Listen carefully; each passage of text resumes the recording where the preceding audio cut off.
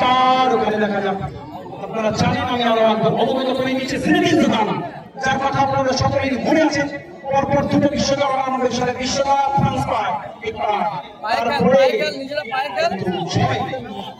ইতালির সঙ্গে ফাইনাল খেলা মেট্রোলজি এবং জিদানের মধ্যে যে বিনিময় হয় তারপরে কিন্তু জিনেদিন জিদান মাথা গরম করে ফেলায় তাকে কিন্তু মাঠের বাইরে চলে যেতে হয়েছিল এবং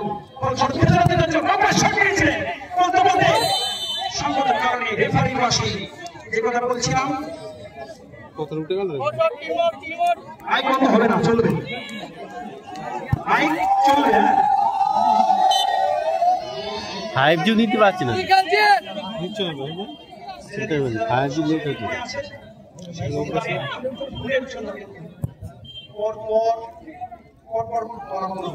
ঠেলে ফেলে দিল।